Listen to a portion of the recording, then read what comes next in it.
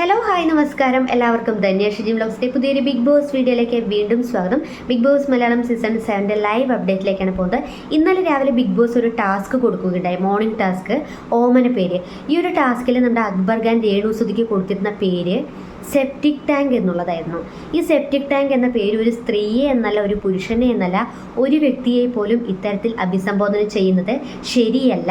ഈ പറഞ്ഞ അക്ബർ ഖാൻ ചെയ്തത് 101% തെറ്റായ ഒരു കാര്യമാണ് എന്ന് പറഞ്ഞുകൊണ്ട് രേണു സുധിയെ 101% അനുകൂലിച്ചുകൊണ്ട് ഒരുപാട് പേര് രംഗത്ത് വന്നത്. ഞാനും ഈ ഒരു വിഷയവുമായി ബന്ധപ്പെട്ടൊരു വീഡിയോ ചെയ്തിരുന്നു. ആ ഒരു വീഡിയോയിൽ ഞാൻ വ്യക്തമായി പറയുന്നുണ്ടായിരുന്നു, അക്ബർ ഖാൻ ഗെയിം കളിക്കുന്നത് ശരിയല്ല.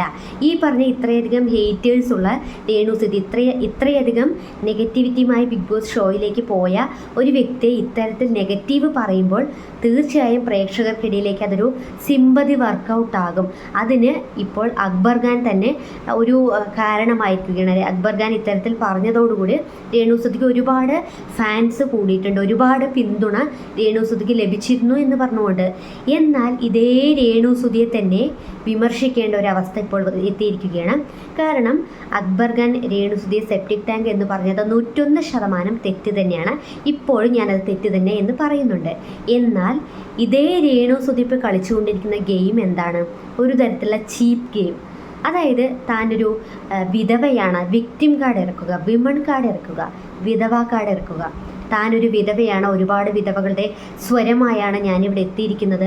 ഭർത്താവ് നഷ്ടപ്പെട്ട അല്ലെങ്കിൽ ഭർത്താവ് ഉപേക്ഷിക്കപ്പെട്ട ഒരുപാട് സ്ത്രീകൾക്ക് വേണ്ടിയാണ്, അവരെ റെപ്രസെൻ്റ് ചെയ്തുകൊണ്ടാണ് ഞാനിവിടെ എത്തിയിരിക്കുന്നത്. പ്രേക്ഷകരെ നിങ്ങളെ റെപ്രസെൻ്റ് ചെയ്ത് ഈ ഒരു ഷോയിലേക്ക് എത്തിയ എന്നെ ഇങ്ങനെയൊക്കെ പറയുമ്പോൾ നിങ്ങൾക്ക് എന്ത് വേണമെങ്കിലും തീരുമാനിക്കാം.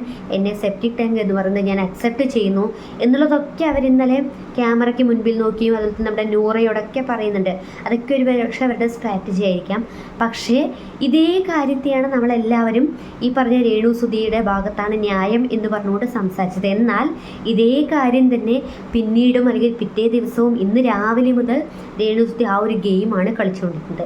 താനൊരു വിധവയാണ്, താനൊരു സ്ത്രീയാണ്, താനൊരു അമ്മയാണ് എന്ന് പറഞ്ഞുകൊണ്ട് സ്ത്രീത്വത്തെ അപമാനിച്ചു.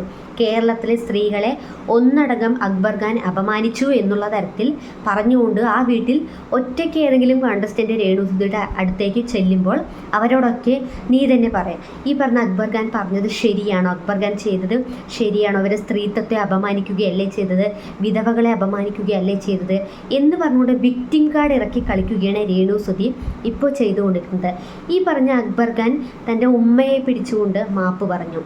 താൻ രേണു സുധിയോട് പറഞ്ഞ ആ ഒരു വാക്ക് അത് അങ്ങേയറ്റം മോശമായി പോയി എന്ന് പറഞ്ഞുകൊണ്ട് സോറി പറയുന്നുണ്ട്. അത് ആർക്കെങ്കിലും ബുദ്ധിമുട്ടുണ്ടായിട്ടുണ്ടെങ്കിൽ, ആരെങ്കിലും അത് വേദനിപ്പിച്ചിട്ടുണ്ടെങ്കിൽ ഞാൻ ക്ഷമ പറയുന്നു എന്ന് പറഞ്ഞുകൊണ്ട് മാപ്പ് പറയുന്നുണ്ട്.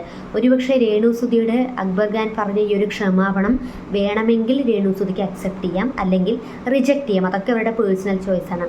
അങ്ങനെ അക്സെപ്റ്റ് ചെയ്തുകൊണ്ട് ഈ ഒരു വിഷയം വിടുന്നതിന് പകരം വീണ്ടും ഇതിൽ തന്നെ തൂങ്ങിപ്പിടിച്ച് ഒരു തരത്തിൽ തീരെ നിലവാരമില്ലാത്ത ഒരു കാർഡാണ് രേണു സുധി കളിച്ചുകൊണ്ടിരിക്കുന്നത്.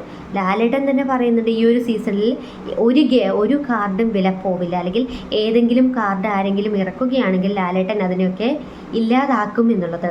എന്നിട്ട് രേണു സുധി ഇവിടെ കളിച്ചുകൊണ്ടിരിക്കുന്നത് ഏത് തരത്തിലുള്ള കാർഡാണ്, അല്ലെങ്കിൽ എന്ത് ഗെയിമാണ് രേണു സുധി കളിക്കുന്നത്? രേണു സുധിക്ക് വ്യക്തമായി അറിയാം ഇത്തരത്തിലൊക്കെ പറയുന്ന സമയത്ത് പുറത്ത് രേണു സുധിക്ക് പിന്തുണ ലഭിക്കും എന്നത്. കാരണം ഇത്രയധികം നെഗറ്റിവിറ്റിയുമായി ബിഗ് ബോസ് ഷോയിലേക്ക് കയറിയ ഒരു വ്യക്തിയാണ് രേണു സുധി. അങ്ങനെയുള്ള ഒരു വ്യക്തി ഒറ്റയ്ക്ക് ഒരു കണ്ടസ്റ്റൻ്റ് ഇത്തരത്തിൽ പറയുമ്പോൾ അത് പുറത്തേക്ക് ഏറാവുന്ന സമയത്ത് തനിക്ക് നല്ല രീതിയിലുള്ള പിന്തുണ കിട്ടും എന്നുള്ളത് രേണു സുധിക്ക് വ്യക്തമായി അറിയാം. ആ ഒരു പിന്തുണ ലഭിക്കുകയും ചെയ്തു. അതുകൊണ്ട് തന്നെയാണ് ഒരുപാട് പേര് രേണു സുധിയെ വിമർശിച്ച ഒരുപാട് പേര് ഈ ഒരു അവസരത്തിൽ രേണു സുധിയെ സപ്പോർട്ട് ചെയ്തുകൊണ്ട് രംഗത്ത് വന്നിരുന്നു. പക്ഷേ അതിനും അപ്പുറത്തേക്ക് വീണ്ടും ഇതേ വിക്ടിം കാർഡ് ഇറക്കി കളിക്കുന്നതിനോട് നമുക്കൊരിക്കലും അക്സെപ്റ്റ് ചെയ്യാൻ സാധിക്കില്ല. ഇതൊരു ഗെയിം ഷോയാണ്.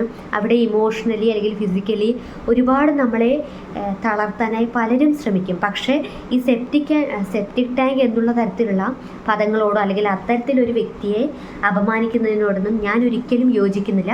അതിപ്പോഴും യോജിക്കുന്നില്ല എന്നുള്ളതാണ് എനിക്ക് പറയാനുള്ളത്. പക്ഷേ ഈ രേണുസുതി കളിച്ചുകൊണ്ടിരുന്ന ഈ ഒരു വിക്ടിം കാർഡ്, വിധവ കാർഡ്, വിമൺ കാർഡ്, ഇതൊന്നും നമുക്കൊരിക്കലും അക്സെപ്റ്റ് ചെയ്യാൻ സാധിക്കില്ല. രേണുസുതി എന്ന വ്യക്തി ഒരുപാട് പ്രതീക്ഷയോടുകൂടി ബിഗ് ബോസ് ഷോയിലേക്ക് കടത്തിവിട്ടവരാണ് പ്രേക്ഷകരെ. പക്ഷേ ആ ഒരു പ്രേക്ഷകരുടെ പ്രതീക്ഷയ്ക്കൊത്ത് രേണുസുതി എത്തിയിട്ടില്ല എന്നുള്ളത് ഒരു വാസ്തവം തന്നെയാണ്. കാരണം അതിനൊത്തുള്ള ഒരു കണ്ടൻറ്റും രേണുസുതി കൊടുക്കുന്നില്ല. അങ്ങനെയെങ്കിൽ അക്ബർ ഖാൻ്റെ ഈ ഒരു അവസരം മാക്സിമം യൂട്ടിലൈസ് ചെയ്യാമെന്ന് പറഞ്ഞുകൊണ്ട് രേണുസുതി കളിക്കുന്ന ഈ ഒരു ചീപ്പ് ഗെയിം, ഇത് നമുക്കൊരിക്കലും അത് അക്സെപ്റ്റ് ചെയ്യാൻ സാധിക്കില്ല. കാരണം അത് തീരെ നിലവാരം ഇല്ലാത്ത ഒരു ഗെയിം തന്നെയാണ്. അത് കാണുന്ന പ്രേക്ഷകർക്ക് വ്യക്തമായി മനസ്സിലാവുന്നുണ്ട് രേണുസുതി അവിടെ വിമൺ കാർഡ് ഇറക്കുകയാണ്. ഈ ഒരു കാർഡ് കളിക്കുന്നതിലൂടെ രേണുസുതിക്ക് സപ്പോർട്ട് കിട്ടാനുള്ള തീവ്ര പരിശ്രമമാണ് ഇവിടെ നടക്കുന്നത് എന്നുള്ളത്.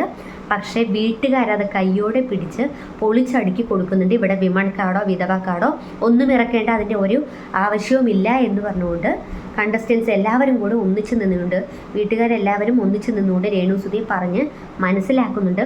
ഇനിയെങ്കിലും രേണുസുതി ഒരു വിക്ടിം കാർഡ് ഇറക്കാതിരുന്നാൽ അത് രേണുവിന് നല്ലത്, അല്ലെങ്കിൽ അത് അവരുടെ പ്രേക്ഷക പിന്തുണയെ തന്നെ ബാധിക്കും.